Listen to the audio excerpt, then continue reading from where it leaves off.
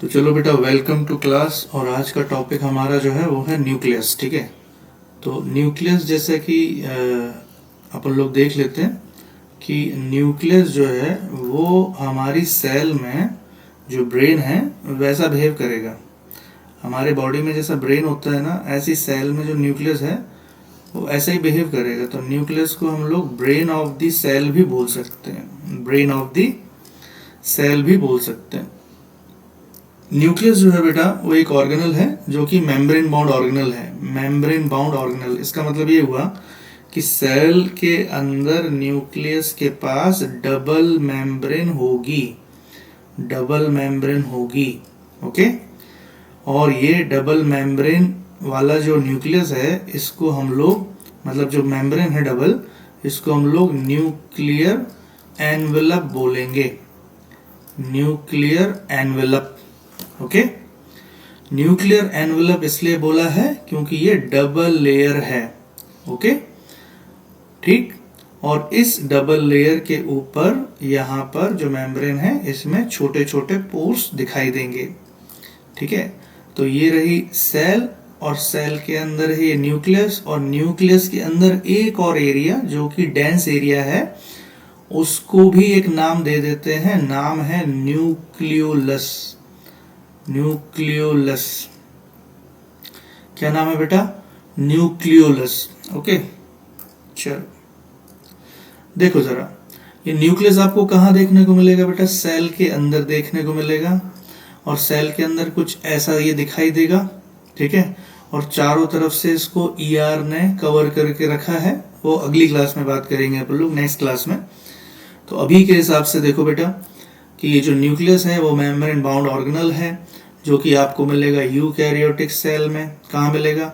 Eukaryotic cell में।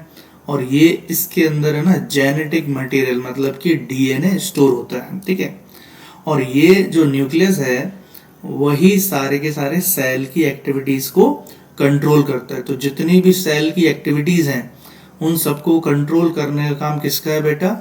ये nucleus का है। ठीक है, अच्छा, अभी डिस्कशन हो रहा था कि सेल के अंदर है न्यूक्लियस, और न्यूक्लियस के अंदर है एक एरिया जिसका नाम है न्यूक्लियोलस। क्या नाम है बेटा? न्यूक्लियोलस। एक बार लिख लेते हैं, न्यूक्लियोलस। ठीक है, और इसी के अंदर बेटा दो चीजें और हैं, बहुत इंपॉर्टेंट, ध्यान रखना है आपको। एक है डीएनए, और एक चीज है बेटा जिसको बोलते हैं राइबोसोम्स। क्या है? राइबोसोम्स। राइबोसोम यहाँ बन रहे होंगे, ठीक है, और डीएनए ऑलरेडी यहाँ पर है। राइबोसोम क्या करेंगे? यहाँ न्यूक्लियस से, न्यूक्लियस के जो पोर्स है ना, इससे बाहर निकल के आएंगे। बिकॉज जो बेटा राइबोसोम है वो क्या करते हैं? प्रोटीन को बनाने में, प्रोटीन के बनने में वो हेल्प करते हैं। ठीक है, तो सेल को प्रोटीन की रिक्वायरमेंट है, तो सेल के अंदर जो प्रोटीन बन रहा होगा वो कौन बना रहा होगा बेटा? वो बना रहा होगा ये न्यूक्लियोलस। और न्यूक्लियोलस के अंदर एक चीज बन रही होगी जिसका नाम है राइबोसोम।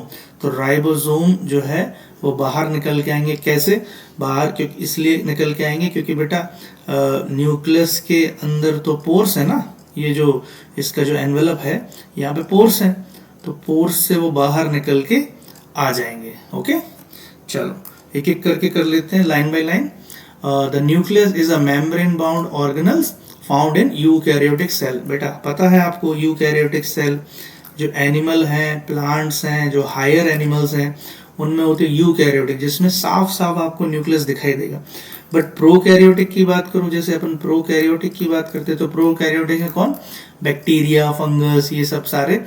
तो ये प्रोकैरियोटिक, इनमें न्यूक्लियस आपको दिखाई नहीं देगा। ठीक है, और न्यूक्लियस के अंदर ही एक जगह है जिसका नाम है न्यूक्लियोलस, और उसी के अंदर है डीएनए। डीएनए मतलब हमारा जेनेटिक मटेरियल जिसमें सारी इंफॉर्मेशन स्टोर होती है। न्यूक्लियस बेटा सराउंडेड है बाय डबल मेम्ब्रेन। ठीक है, डबल मेम्ब्रेन है उसके ऊपर, इसलिए उसको न्यूक्लियर एनवेलप बोला गया। ठीक है, और न्यूक्लियर एनवेलप के पास पोर्स हैं। देखो लिखा हुआ है, the nuclear envelope has pores for material exchange. और inside the nucleus is a dense region called the nucleolus. Nucleus के अंदर एक डेंस रीजन है जिसका नाम है न्यूक्लियोलस, और मैंने आपको बताया कि न्यूक्लियोलस के अंदर ही वो डीएनए है और न्यूक्लियस के अंदर ही राइबोसोम बन रहे हैं। देखो यहाँ पे the nucleus makes ribosome, ribosome बनते हैं न्यूक्लियोलस के अंदर, जो कि प्रोटीन को बनाने में हमारी हेल्प करते हैं। और it contains cell genetic material, और इसके अंदर जेनेटिक मटेरियल भी स्टोर होता है जिसका नाम है डीएनए।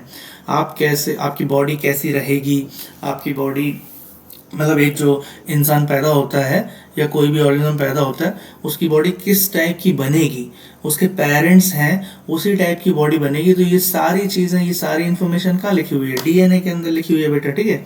और डीएनए जो है, न्यूक्लियस जो है, वो सारे के सारे एक्टिविटीज़ को कंट्रोल करता है। जैसे दो एक्टिविटीज़ हैं मोस्ट इंपॉर्टेंट सेल की, एक तो है ग्रोथ। जैसे फॉर एग्जांपल एक छोटी सी सेल है, वो कैसे अपनी लाइफ में ग्रोथ करेगी, ठीक है, ये ग्रोथ हो गई उसकी, ठीक है।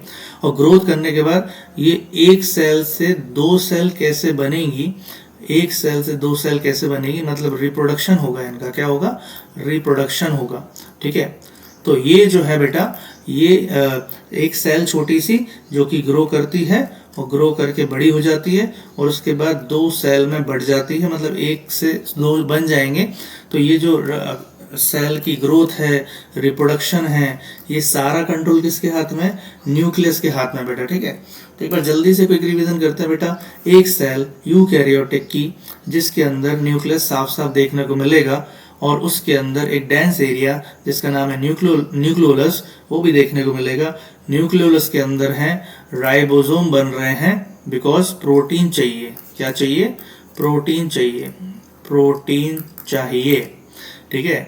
तो राइबोसोम प्रोटीन बनाने में हेल्प करेंगे, और यहीं कहीं डीएनए आपको मिल जाएगा, और राइबोसोम बाहर निकल के आएंगे, बिकॉज ये डबल मेम्ब्रेन जो न्यूक्लियस है, इसको, ये डबल मेम्ब्रेन इसकी जो लेयर है, इसको हमने क्या बोल के रखा है, न्यूक्लियर एनवेलप। और जैसा आपको मैंने बताया, न्यूक्लियर एनवेलप के अंदर पोर्स हैं, पोर्स, छोटे छोटे होल्स, छोटे छोटे बिल्कुल बारीक वाले होल्स हैं, ठीक है।